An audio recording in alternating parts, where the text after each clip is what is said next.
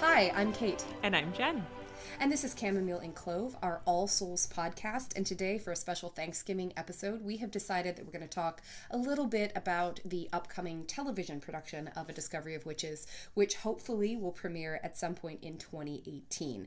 We don't have an announcement right now for which network is going to carry it in the United States. Never fear, I don't think that they would leave the US market out of the distribution plans. However, in the UK, it will be carried by Sky One Television, which has done a great job of promoting it. And if you aren't already, just as a side note, you should start following A Discovery of Witches TV on Twitter and also on Instagram, because their daily Insta stories are pretty spectacular. With production pictures to squee over. Production pictures and videos, and Teresa Palmer, who we'll talk about later, being kind of a goofball, which is like my favorite thing about the production. So today, for some light discussion for you to digest with your turkey and trimmings or whatever it is you're doing this week, we thought we would talk about the TV production and what we know about it so far. Because we haven't really done that yet. No. Apart from our very first episode, our intro episode. So here we go.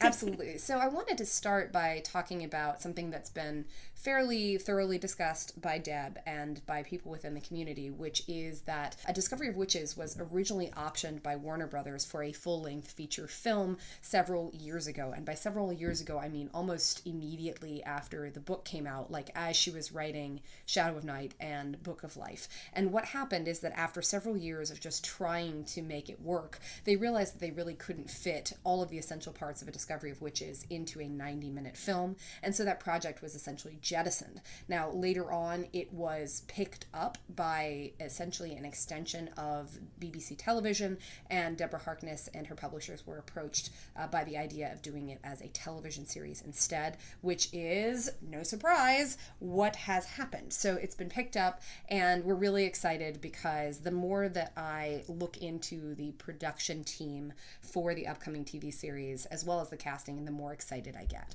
And so we're going to talk a little bit about Bad Wolf Television. How would you have felt about A Discovery of Witches as a movie? I would have been concerned. Yeah. I think that there is too much meat on the bone to make a reasonable 90-minute film without sacrificing some essential things. I also think that because the timing of A Discovery of Witches is kind of weird, but also meaningful, I think it would have been artificially shortened by making essentially 40 days take place in the course of 90 minutes. Right. See, I think, 90 minutes, I agree, is too short. Although, if we're being honest, most movies now run 90 plus, 2 hours, 2.5 hours. I went to see Blade Runner the other week. That was 3 hours. So I think maybe, and they have done some really great stuff with book adaptations in those longer movies, but I agree that the pacing would have been odd, or they would have cut it down a lot, and it's already a very short time frame that we're dealing with. And I think that in terms of longer form storytelling, I think that TV, as we're watching it have this incredible renaissance over the past 10 years, really, I think that it has a much better capacity for long-form, long-term storytelling than movies do. And I do think that there are some books, i.e. Harry Potter, that lend themselves more easily to the idea of a one movie at a time, sort of one story arc at a time format. I think that Harry Potter as a TV series would have been a disaster, because then you would have been going too deep into the weeds. You would have had to make a lot of extraneous material that doesn't really matter for the story.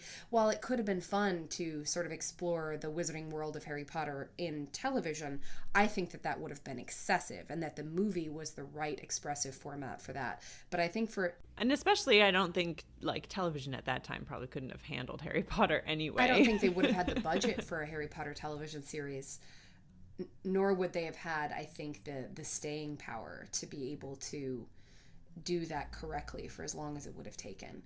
And to be honest, I don't know if that storyline could carry a television show. I don't think so. I don't know that it has enough week-to-week type drama without tension, making things up. Yeah, I agree with you. But this, I think, will be great as a TV show. Oh, I agree. I think so too. I am a little bit concerned is not the right word. I am curious to see whether it is a television series that can expand beyond one season per book. And I think that that is going to be an interesting sort of Game of Thrones type question where what do you do when you've run out of underlying book material? And would you consider the series? I would actually personally be okay with doing 3 seasons and stopping if that is the right choice for the material. Right. And we, in this episode, we didn't mention at the beginning, we are going to do a little spoiler section at the end where we can speculate and talk about some things that we haven't reached in book 1 yet on our podcast. So stay tuned for that. We can speculate more. Indeed. The one thing that I forgot to look up is how many episodes they're planning to do in the first season, but I remember thinking that it was relatively short. So I'm thinking it's somewhere between 9 and 12 episodes. I think you are right. I think it was a reasonable British number of television episodes. And British TV series do tend to be a little bit shorter per season than what we're used to in the United States. But I'm really looking forward to seeing how they break it up and what they plan to do. I believe as we record this in November 2017, they have finished shooting blocks 1 and 2, which I believe encompasses the first 2 episodes, and they will continue to do more and more and more. And they are mostly still filming in Wales, which looks like it's going to sub for both England and France. Now, they did do some filming in Oxford itself, but I believe the rest of the filming is being done in Wales to substitute for the Old Lodge and other places. Right. Yes. And you were going to tell us about Bad Wolf. And I am going to tell you. Oh, that's okay. So Bad Wolf is a production company that is based in Wales and Los Angeles. It's run by 2 very talented women, Jane Tranter and Julie Gardner, who worked together in the BBC's drama department and essentially formed this production company as a side project. They are responsible for a lot of really cool stuff in their capacity at the BBC. For instance, Jane Tranter was the producer for Rome, for Warriors, and for Doctor Who, the renaissance of Doctor Who. And then Julie Gardner was also involved in Doctor Who and Torchwood and was the head of drama for BBC Wales. She was also involved in Band of Brothers. So they have this really excellent background in both long form and short form television and in period dramas and sci-fi, and it's going to be super, super cool. They have also been picked to develop His Dark Materials, the Philip Pullman series. Oh, nice. I did not know that. Yeah, also based in Oxford. Nice. So that's going to be super cool, and I'm looking forward to it because I was not a fan of the movie. And of The Golden Compass is what I'm referring to. And also Bad Wolf TV, I didn't know this until extensive Googling, but they are the representatives for HBO in the UK. So it is a possibility, and I would not be surprised if, given their partnership... If HBO picks it up. Yeah, if HBO were the planned airing location and network for A Discovery of Witches. I don't see it going to a main cable network. I definitely see it going to a Starz, which I think we would already know about because they do a lot of in-house, and HBO, etc. Sure. Yeah. So, and of course that's all speculation, so we will find out. Oh, absolutely. We will find out soon. Mm-hmm. So I'm excited based on what Bad Wolf has already done and what they're contracted to do, and it's going to be super, super cool. Do we want to talk about writers and producers next, or do we want to talk about the cast? Let's do some writers and producers. I fell down a nerdy internet hole. I really did. It's okay. So when I looked on the IMDb website for A Discovery of Witches, the way that IMDb works is they manage to pull all of these credits, disparate credits from casting to crew together in one website. And I was really excited to learn that the showrunner, Kate Brooke, is also the head writer. She has been involved in a lot of super, super cool productions. But her responsibility, as Deb mentions on her website, is basically to wrangle all the cats and to make sure that the writer's room, no matter how many authors are involved in writing the actual scripts and show arcs, they all kind of have the same tone, the same feeling, the same rhythm. She's responsible for the overall production, and she is writing over half of the episodes for this season, as well as the first and last. She is, as a producer, responsible for Bancroft and Mr. Selfridge and The Making of a Lady, all of which are BBC programs. As a writer, she's also been involved in Wired, Murder in the Outback, the Forsyte Saga, Always and Everyone, and then something called Six Pairs of Pants. All the rest of those, I've heard of them. I think I've seen some of them. So I am excited about that. Absolutely. One of the only specific writing credits that has been given so far is for Ashley Farrow, who's a gentleman, who is writing, it looks like, episode 2. He's writing season 1, episode 2. And it looks like a lot of the people who were involved in the production of A Discovery of Witches were on set together in The Living and the Dead, which is a BBC program, and Life on Mars. So that's very exciting. The cinematography is being done by Susie Lavelle, whose work you would know from Sherlock. She was nominated for an Emmy for The Abominable Bride because she was the cinematographer. That is such a good episode. There are tons of Sherlock people on this show, which we're going to get into when we get into the cast, but yay. She's also done some cinematography for The Living and the Dead and also for several episodes of Doctor Who. But when I saw that she had that Sherlock credit, I was like, oh, goosebumps. Like, that just tells me that the filming in this is going to be really beautiful. She has a lovely eye for both, I would say, the mundane and the surreal. And then one of the directors that's been revealed is Alice Troughton, who has directing credits including Merlin, The Flash, Atlantis, Doctor Who, and Torchwood. There are a lot of people coming from the Doctor Who Torchwood family to come and work on this series, which is going to be super cool. I'm very excited. I know that's super nerdy for You're doing a a lot of happy people. dance. No. I am doing a happy dance. I feel like when really talented people come together to work on a project I'm really excited about, then hopefully the kinds of cooks that are in the kitchen make it a super excellent production. Right. And by all reports, like, everybody has read the book that's on the production team and on the cast. So that's always very exciting when they're fans of the work that they're adapting or when they've read it. Absolutely. And it doesn't look like the writer's room is too cluttered. It doesn't look like there are too many people getting involved, which is That's always a good sign. Usually a good sign, helps maintain consistency and quality. And I think that we are lucky because whatever issues we may have with the structure and pacing of A Discovery of Witches, you could make some really smart adaptive choices that would even those out over the course of a TV season, and or the issues that you have in the book might not be as noticeable in a 10-episode arc. Right, yeah, which is always good. So we'll have to keep an eye on that. Adaptation from book to TV is always interesting. Some of our listeners are also Outlander fans, so they understand what we're talking about. But I'm very excited to see what they decide, what the choices that they make.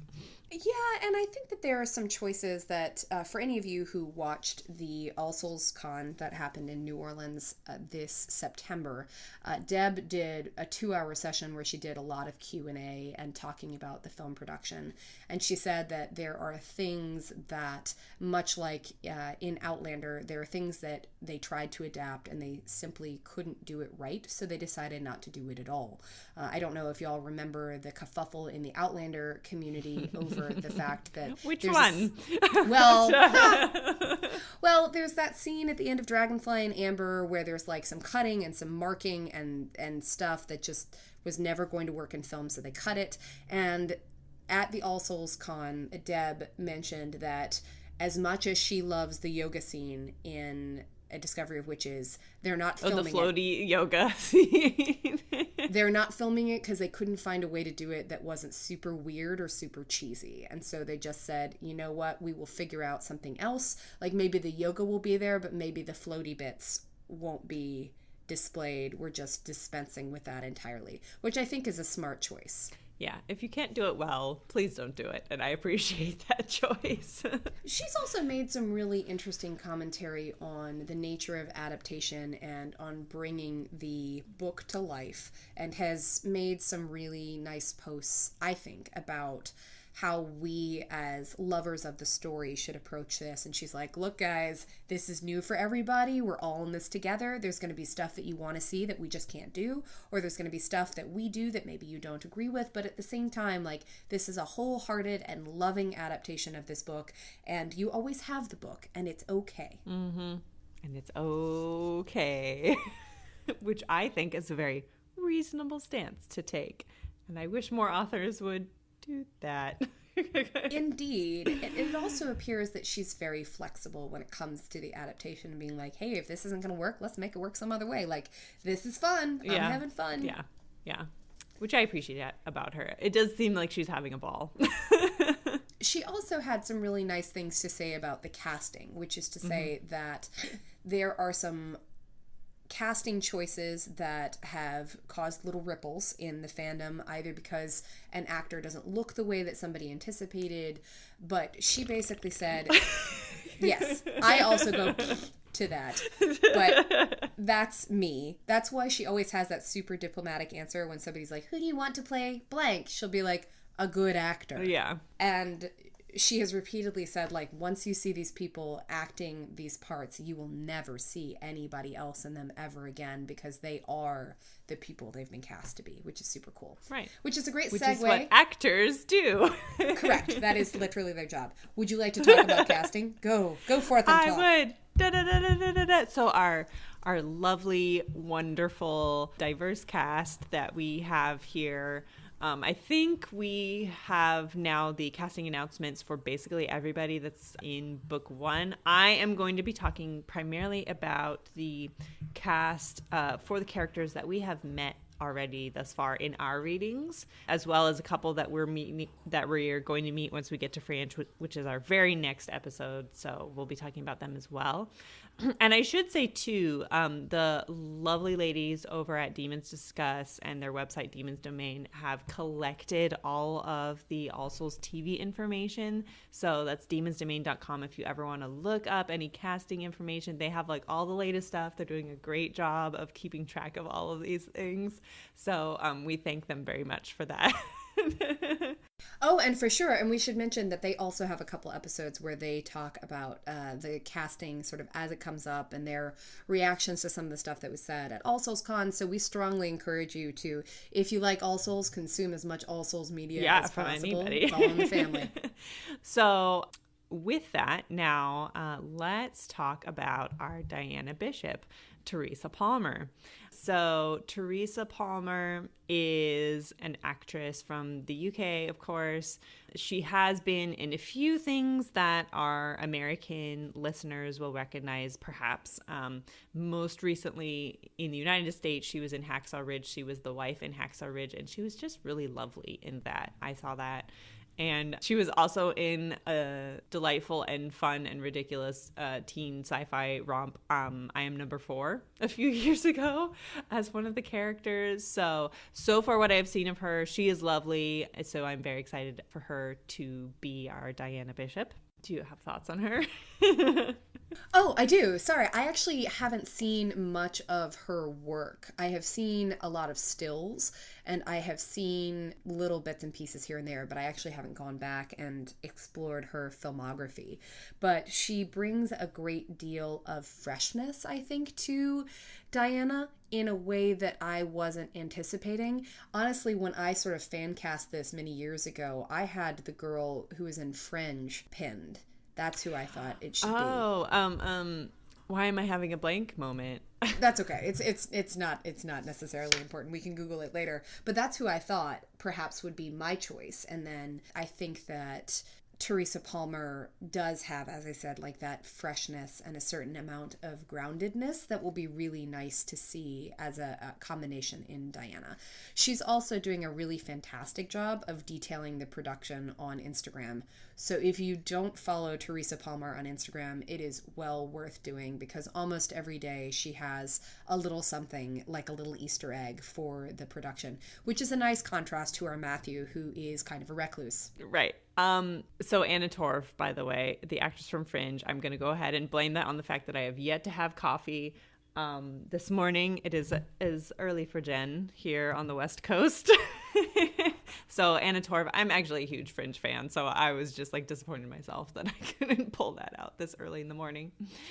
Yes. So speaking of Matthew. So we have Matthew Good playing our Matthew Claremont. Kate and I have been doing an extensive delve into his filmography.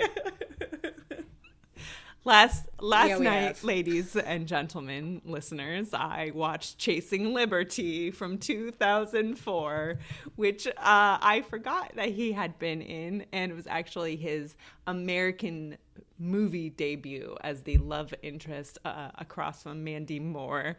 So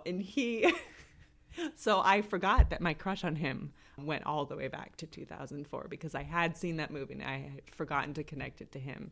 So he's delightful in that if anyone wants to go take a trip down memory lane. And on Friday night, I had a date night with myself wherein I rented Leap Year from Amazon and consumed a bottle of wine. And I will admit, dear listeners, that there were moments in that movie where I paused and rewound to watch them again because he is charming and vulnerable and funny. And there are moments where, like, even though that's a relatively lighthearted movie with some bumpy issues, specifically, I will point out that I was angrily texting Jen that they messed with the geography of Ireland. They did. A country that I know very, very, very well. Yeah. And there are scenes that they try to make you believe that certain locations are like minutes apart and they are literally hours on tiny roads. But I digress. Still charming, still lovely, worth the $3 to rent it from Amazon. Highly recommended. It's also on Netflix right now. Chasing Liberty, I had to rent from Amazon, but Leap Year is on Netflix right now for free. Well, if you have a Netflix. I feel really dumb for not. I'm sorry, darling. I would have told you, but I was like, why is she renting from Amazon? She must not have Netflix. So no, I just didn't find it. And I was also away at Orchid Club meetings, so I couldn't, connect those dots. Well, it's all right. I can probably afford the $3. This is still worth the $3. Yeah, for sure. But he was charming and vulnerable and funny and had some very intense moments. So I'm excited. But he also has a pretty extensive of work to include. He played Ozymandias in Watchmen, which I didn't know. He was in The Good Wife, had a very strong arc as Finn. He was in Downton Abbey, of course. And then I didn't know he was in the adaptation of the Sebastian Faulks novel Birdsong, which is one of my favorites for the BBC.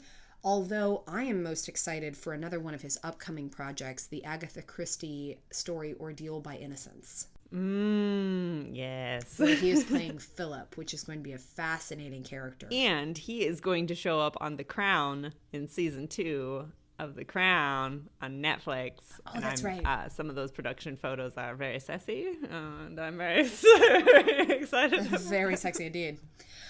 I will also take a moment to go ahead and plug that I have enjoyed his ridiculous jaunt on The Wine Show with Matthew Rhys. It is absurd. I'm not sure that the production is entirely successful because the format is weird and I don't know what they're doing, but he is worth watching just for the fun. I should point out that we don't necessarily want to objectify him much, but I'm looking much.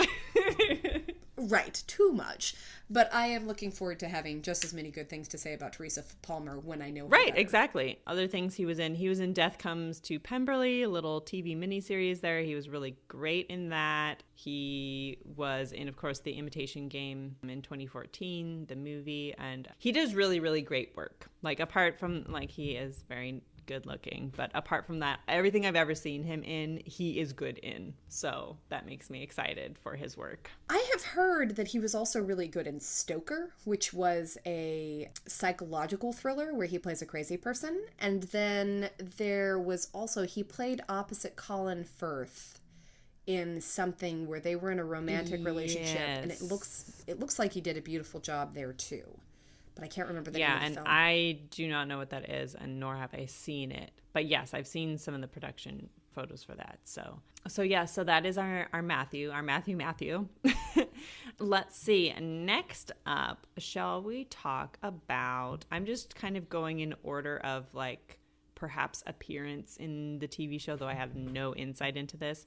Let us talk about our Peter Knox, who is going to be played by Owen Teale. If you are a Game of Thrones fan, you will recognize him as Alistair Thorne of the Night's Watch. And I have definitely seen him bouncing around because I do watch a lot of like BBC shows. He's definitely bounced around British and European TV a lot. He is an older actor, so he has been around for a while and has quite a big body of work, actually, that I'm excited about. So. Mm-hmm.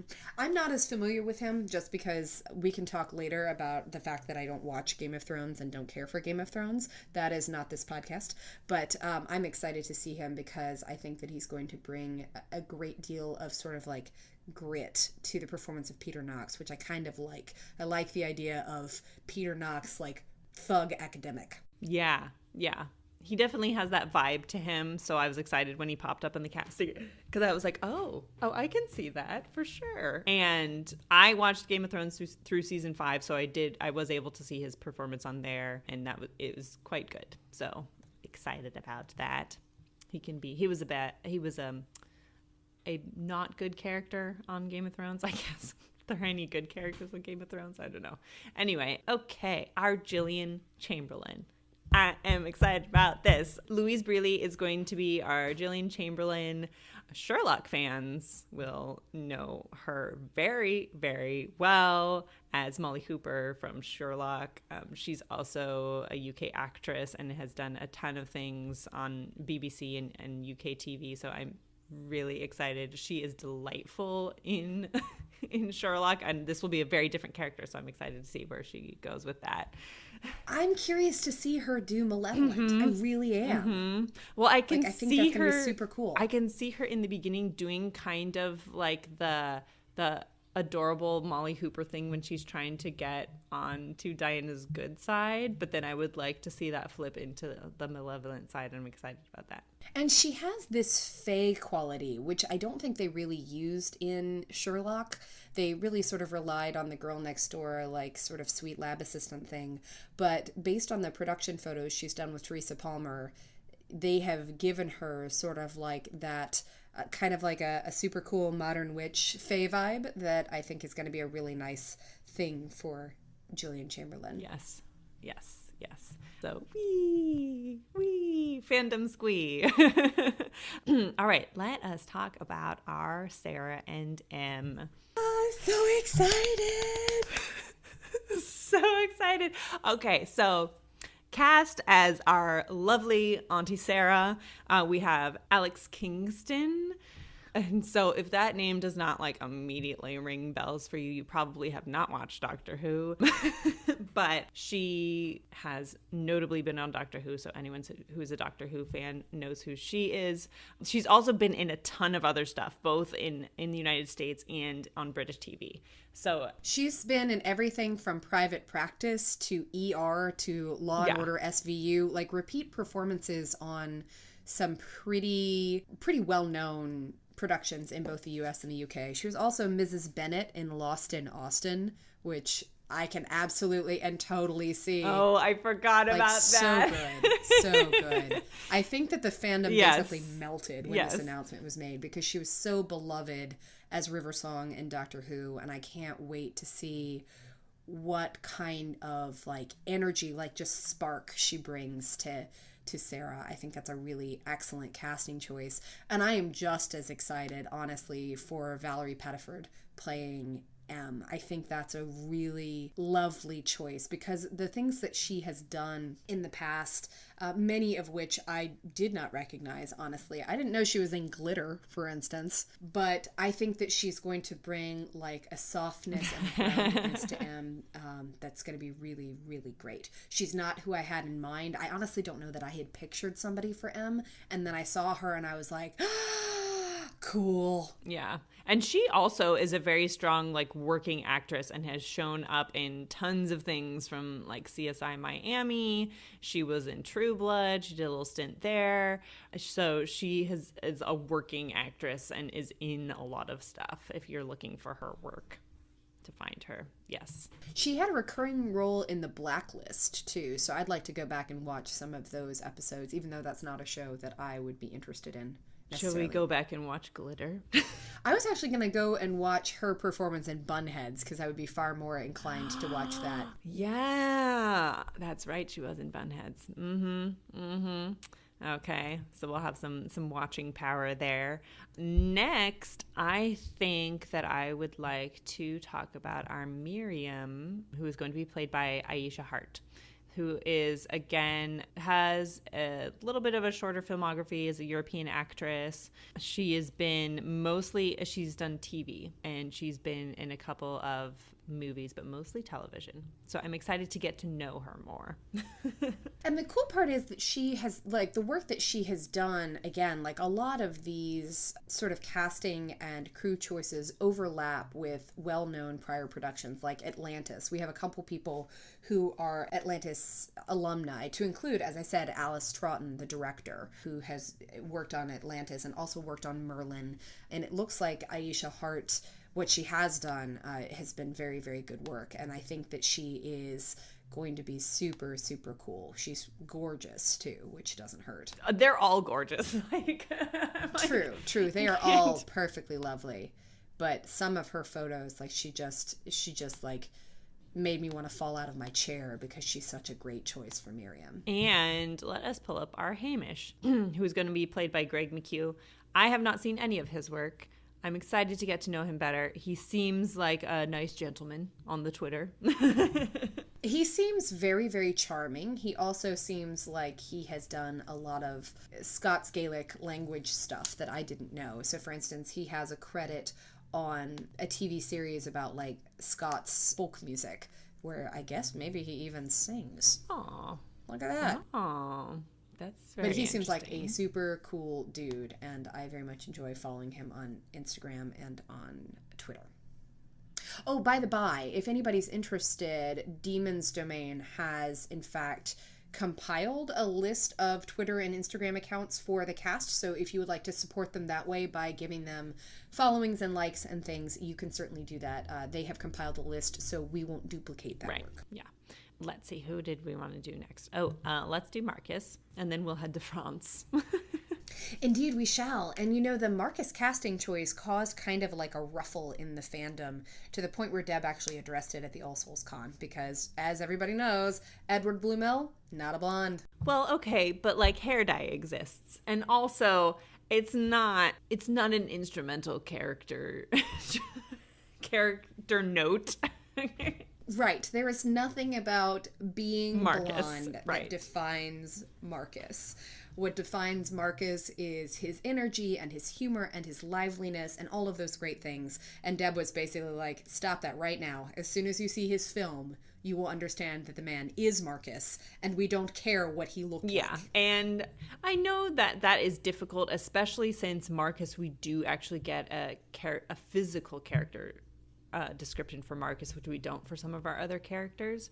So I know it's difficult in reading a book when you get that picture in your head to transition to something else. But again, it's an adaptation, and yeah, being blonde is not instrumental to his character, so I'm fine with that. And again, he has a relatively short filmography, but I'm excited to track down some of his stuff in the time that remains. Yeah, but I think he's also, again, a younger actor. So, and I enjoy actually that their cast does include some kind of like more unknown, at least unknown to us in the United States, and maybe not so unknown to people in Europe or in England or on BBC TV. But I'm excited for fresh faces. Okie dokie. Let us, before we go to France, let me just make sure I hit everybody I wanted to. Okay, let us talk about Lindsay Duncan. Yeah. Lindsay Duncan is going to be playing our Izzy-boo. I can't say that name. I'm sorry, people who may speak French. I don't. So. Izzy-boo. Thank you. I like Izzy-boo, though. I enjoy that you let me just like stumble into that one. Well, I'd like, for now, we call her Izzy-boo, right? Like it's our pet name for this, like, ridiculously intimidating French vampire. It's Izzy-boo. There you go. I enjoy that. So Lindsay Duncan, who again is a Sherlock alum. If you've watched Sherlock, she played Lady Smallwood on Sherlock. She, of course, has tons. She has a huge filmography. She's been in everything, basically. And she is delightful. Every time she pops up in something, I really, really enjoy her. And she has this like kind of like beautiful porcelain, like almost ethereal quality to her that I think will be really great going into this series. So, oh, absolutely. I can't wait for her to do sort of like eternal, like elegant, disdainful French woman. yes. Like, and the cool thing about, not to say that like that everybody, let me back up. Not to say that there are actors who are necessarily like better suited for period pieces as opposed to like, there are definitely some actors that have more of like a modern look or a modern sensibility. Lindsay Duncan is sort of an actress for all time. Like, you could put her in any period costume and you'd be like, yeah, I buy that. So I think she's ageless just as she is, which is going to be really lovely. And she's definitely done some period TV as well as some, tons in her very, very extensive filmography. So yay. And I feel like her voice she has like a very particular vocal quality and like type of diction that I feel will be really, really lend itself well to this character. Izzy-boo-boo. Izzy-boo-boo. Sorry, I'm just... Look, when you only read a character name. It's okay. I misread several names in the Babysitter's Club for way longer than I would like to admit. For instance, there is a character in the Babysitter's Club named Sean Michael, but I honestly thought it was like Scene Mahal for a long time. Excellent. Thanks for that. Look, I wanted to make you feel better. I'm just saying they're books and you don't like actually, and I don't do audiobooks, so I've never heard her name spoken out loud, apart from when Kate does it, and obviously I wasn't paying enough attention. That is quite all right. So I'd like to talk very briefly about our newest casting announcement, which is for Saoirse Cusack, who is going to be playing Mart. And I am super excited because I saw her and I was like, ooh, I can't wait for this. So she is an Irish actress, correct? She's just so cute and delightful. She has been, again, on UK TV for a while. People will recognize her all the way back to her first thing on her filmography is Jane Eyre in 1973, the miniseries, so from 1973. So, and ever since then, in quite a lot of things, and she's just adorable and a delight, and I'm excited. Oh, absolutely. I think she's going to be wonderful. I can totally picture her sitting in the corner of an old-fashioned kitchen with a murder mystery, which I don't think is giving away too much about Mart. It's really not, since we're getting there in our next episode. People have probably already read those chapters, and it's not. It's just a fun character detail. It's not a spoiler. Somebody that I did accidentally skip over is our Agatha casting, who is Tanya Moody. Another lovely UK actress. She has also been in Sherlock. She was Ella in Sherlock. And I swear I have seen her in something else. And I was going through her filmography and I could not for the life of me think of what it was. But she's delightful as well in everything that I have seen her in on BBC TV. So, And it seems like the plan for the Discovery of Witches television show is actually to expand some of these collateral characters and give them more to do, which I'm really excited about. They've talked about how much more space they're going to give to say what Peter Knox is doing before Diana finds the book, or what various other characters are doing. So they've also already done some filming in locations like Venice, which does not appear in the first book but appears later. So, and I think as far as people that we have already met in our readings in this book, that is all of the cast so far. Apart from they have cast a Rebecca Bishop, which is not really spoilery to say that. So, and I'm actually excited about her casting. That will be Sophie Miles, who has been in tons of things as well. And she's just like, she is lovely and delightful as well as with most of the rest of our cast.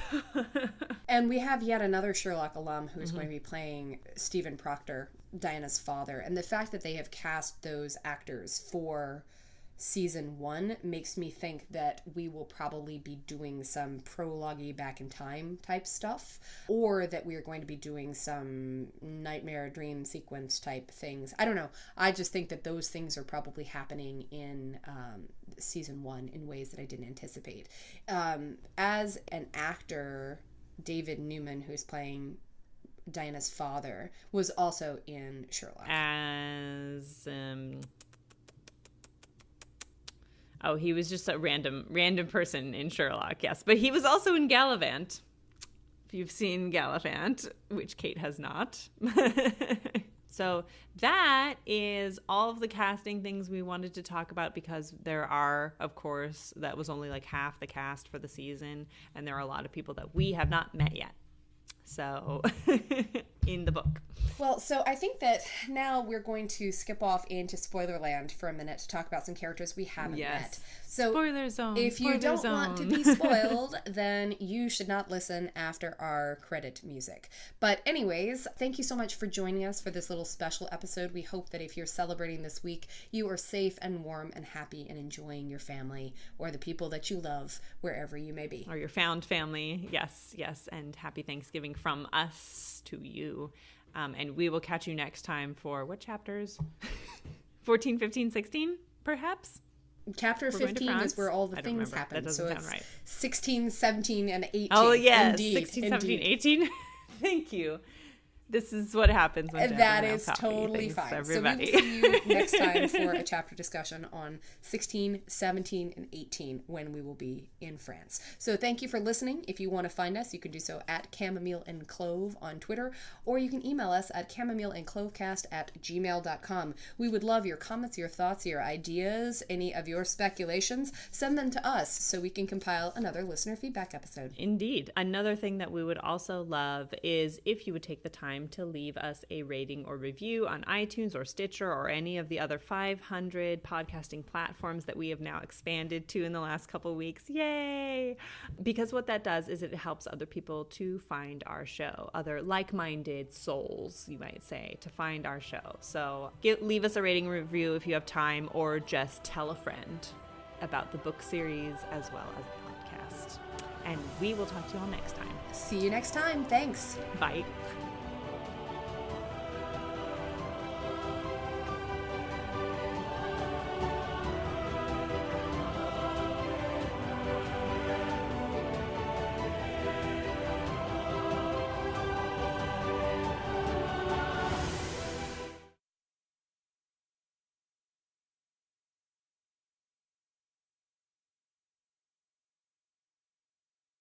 And now we spoil. Extremely dramatic music here. Yes. Spoiler, spoiler, spoiler. Gonna talk some spoilers. Na, na, na, na, na, na. What? Okay. No, I wasn't raising my hand. Oh, I'm sorry. So I really want to talk about Juliet. Yay! I was so excited to see Ilarica Johnson being picked as the person to play Juliet Durand, because I actually love the character of Juliet. I don't think that she gets nearly enough time or credit. I think she's super interesting. I love the stuff that we get about Matthew and the darker parts of Matthew by virtue of her inclusion in the series. And based on the filming they've done in Venice, we get more of her than we do in the book. And that is super exciting. Yes. And I actually really like her as a character too. And she just like shows up, is like a whirlwind in Discovery of Witches, is name dropped a couple of times later in the series, but does not show up in person, which I think is like a huge waste of a great character. Yeah. She's one of those where it's like, I wish we had all of the Juliet. So she is lovely. She is not Juliet fascinating. So much, but I think that it's just a really cool casting choice. And I'm excited. Yes. The actress I meant is lovely. Juliet herself is maybe not so lovely. Right. I mean, Juliet, well, she's kind of described as being like lovely but crazy. Mm-hmm. Yeah. Yeah. I'm also excited about Malin Buska, who's going to be playing Satu Järvinen.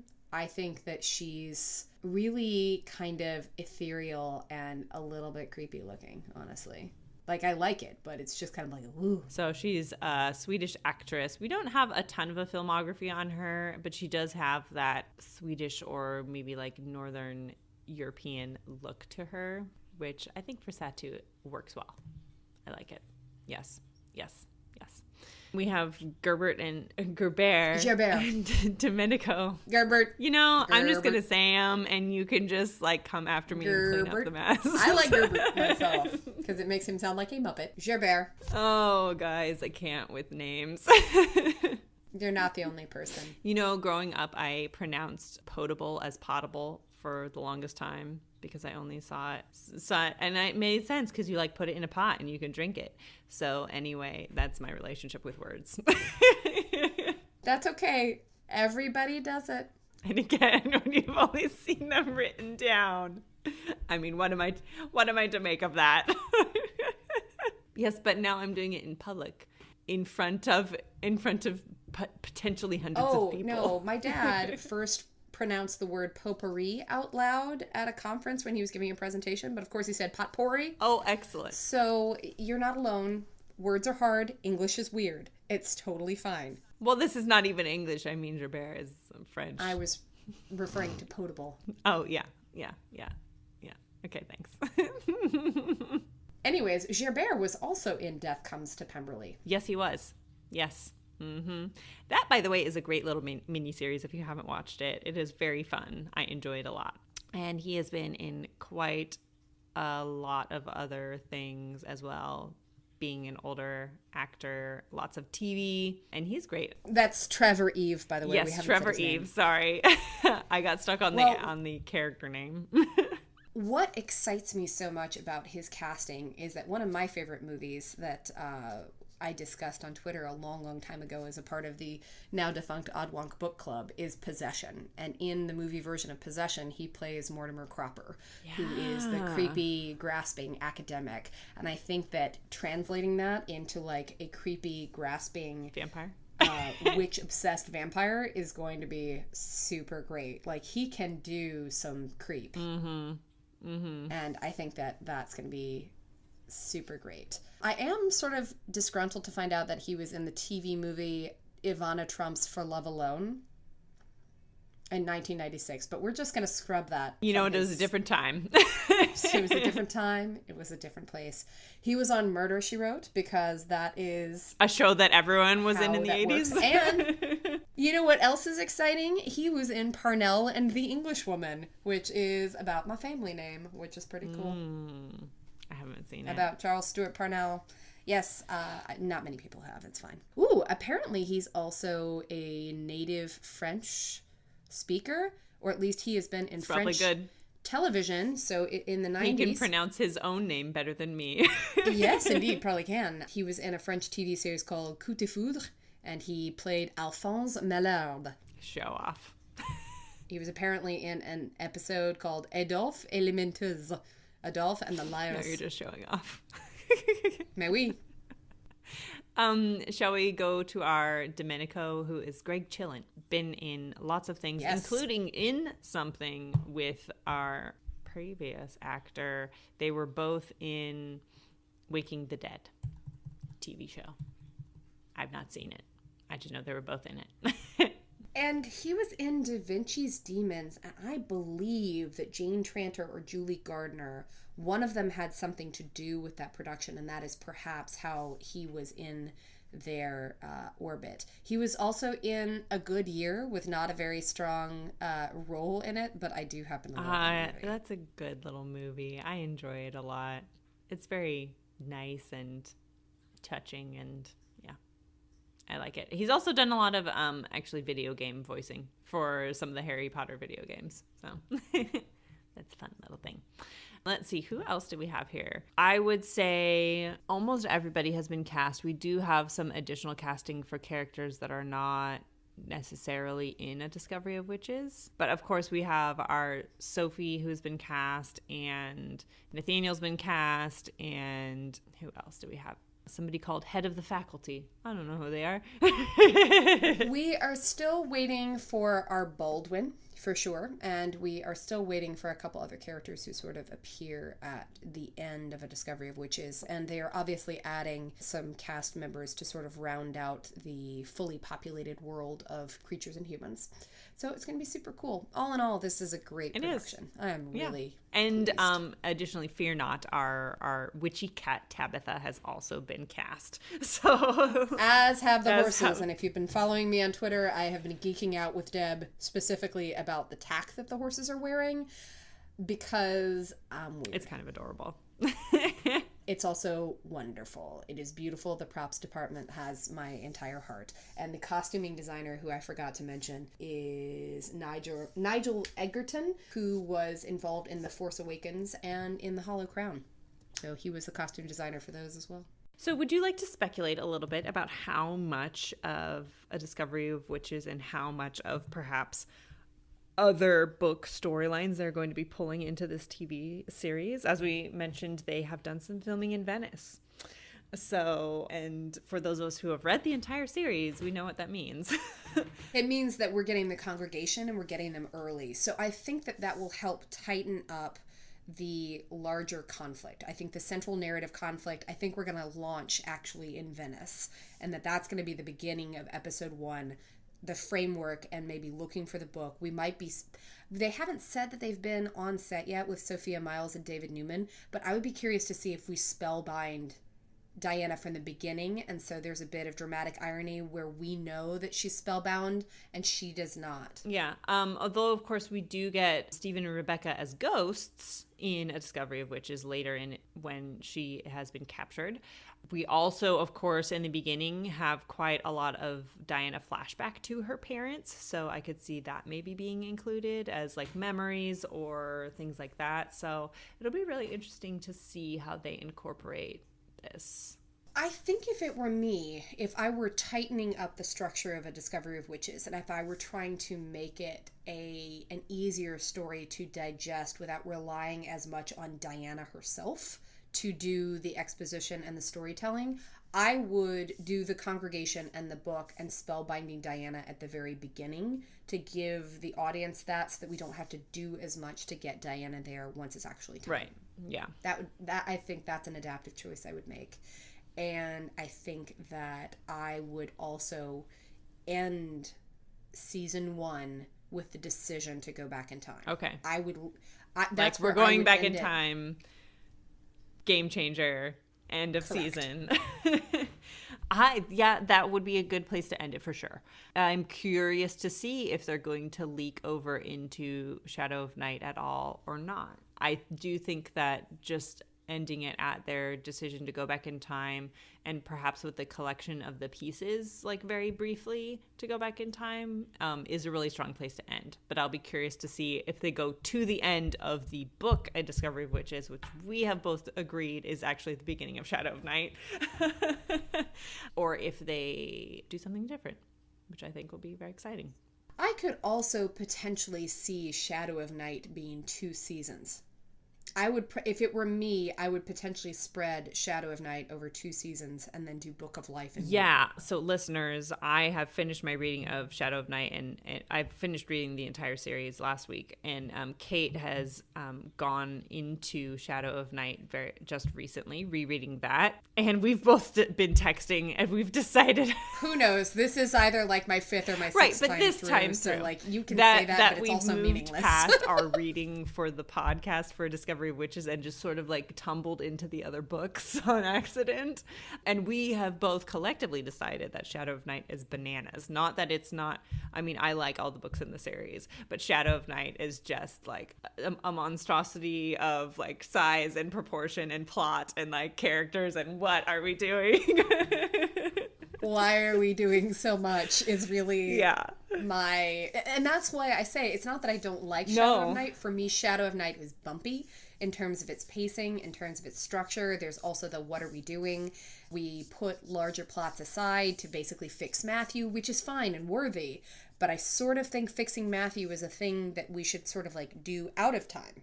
You know, I kind of feel like we should there are other ways to do it, and I would rather play with that structure another time. Right. So, which the point of all that is that I could definitely see them splitting that into 2 seasons. There is enough there if they chose to make it a more faithful adaptation to do 2 seasons with Shadow of Night instead of just 1.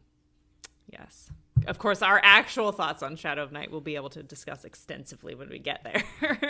For sure. And it's not to say that they're bad. It's just sort of like when you get It's a very different book. It is. And it's like the pacing is weird. And then, when you are looking at Shadow of Night, not in the what happens, when you're actually trying to read it and be like, no, what are we doing here? You're like, huh?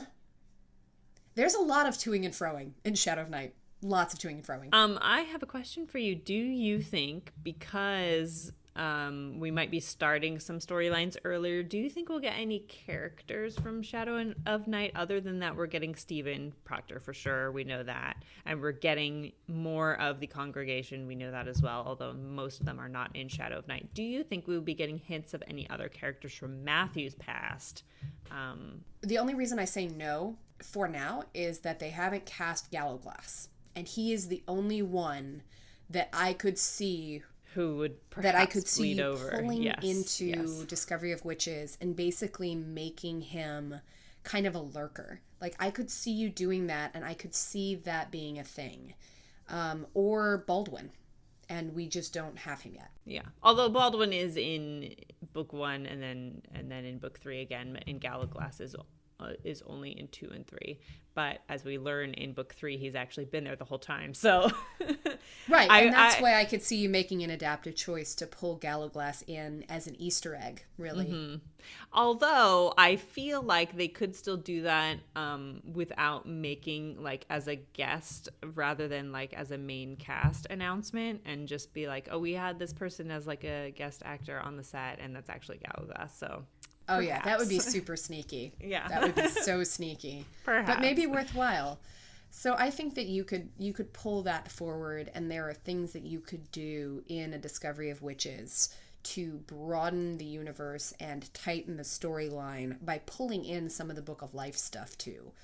Like the Book of Life congregation stuff, which it looks like they're already doing, and then just sort of expanding and contracting the world of creatures, so that you have more context for Diana. Because, I mean, if you wanted to make it really complicated, you could even pull in Benjamin earlier. I mean, obviously we're going to get that storyline thread, but probably not him just yet. So, but, those are just like, we're just speculating at this point. Here's what I wonder. I wonder if they're going to do the vampire murder stuff. But it's important. It is, but I wonder if they're going to do it the same way. Oh, yeah, true. Good point. Or if they're going to show us that stuff, like if that's going to become sort of part of the prequel-y bit, or the, like, meanwhile, elsewhere. So we'll see. I'm curious, based on the approach they seem to be taking with the show, whether they are really truly filming it from Diana's POV, or whether it is going to be more of a third-party, like, narrator-type production. Yeah. Which I think really the only book I have it to compare to that has also been made into a television show is, of course, Outlander, where we have Claire as our main protagonist, and most of the first book is in her point of view, and we do diverge later on. And what they have been doing in the TV show is giving her quite a lot of voiceover, which I hate. I was about to say, if they give me a ton of Diana voiceover, not going to be on board with that. What are you doing? Very rarely has the voiceover in Outlander been necessary, or has it worked for the show. I don't think, based on the other shows that these producers, I don't think they're going to. They don't have a lot. But I'm just voiceover. kind of like giving the options for where you have a main protagonist where you're so much in their point of view, and in their headspace. And that is one way that people choose to do it. I hope they do not. I don't think that they will. I think they're just going to expand the universe around her instead, which I think is a better choice. Well, we will see, and we'll see sometime in 2018. Yay. So thank you for joining us. If you stuck around for the spoilery section, yes. We will come out with another episode, as we said, on the book chapters as soon as we are done with the holiday foo-for-all, etc. Mm-hmm. Yes. And thank you guys. This has been your spoiler section. We'll talk to you guys next time. Ciao.